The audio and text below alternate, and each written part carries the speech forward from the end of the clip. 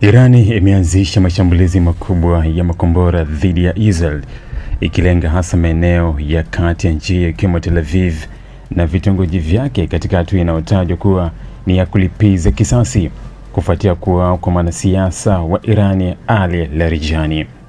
Mashambulizi hayo yamesababisha vifo vya watu wawili, mwanaume na mwanamke, katika mji wa Ramat Gan karibu na Tel Aviv baada ya kupigwa na vipande vya mabomu.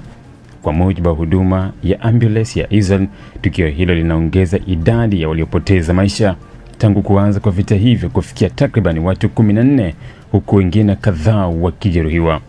Mashuhuda wameripoti hali ya taharuki kubwa wakati makombora mengi yalipoonekana yakishuka kutoka angani kwa kasi kuelekea maeneo ya raia. Anga la usiku lilijaa milipuko mikubwa iliyokuwa ikiangaza maeneo mbalimbali, huku mifumo ya ulinzi wa anga ya Israel ikifanya kazi ya kuyazuia makombora hayo. Licha ya juhudi hizo, baadhi ya makombora yalifanikiwa kupenya na kusababisha uharibifu mkubwa katika majengo na makazi na miundombinu. Jeshi la Israel limesema kuwa mashambulizi hayo yalitoka moja kwa moja Irani, na baadhi ya makombora yalikuwa na vichwa vya mabomu vya aina ya cluster, silaha zinazotawanya vipande vidogo vinavyoweza kusababisha majeraha makubwa kwa watu wengi kwa wakati mmoja. Matumizi ya silaha hizo yameibua wasiwasi mkubwa kimataifa kutokana na athari zake kwa raia. Kwa upande wake, Irani inaeleza kuwa shambulio hilo ni sehemu ya majibu dhidi ya hatua za kijeshi za Israel, ikiwemo operesheni zilizolenga viongozi na miundombinu yake.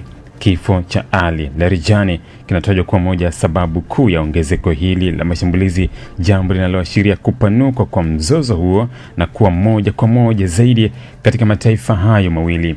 Hali ya usalama nchini Israel imeendelea kuwa tete, huku wakazi wa maeneo mengi wakilazimika kukimbilia kwenye maeneo salama kila mara kengele za tahadhari zinapolia. Shughuli za kawaida zimesimama katika baadhi ya maeneo kutokana na hofu ya mashambulizi zaidi.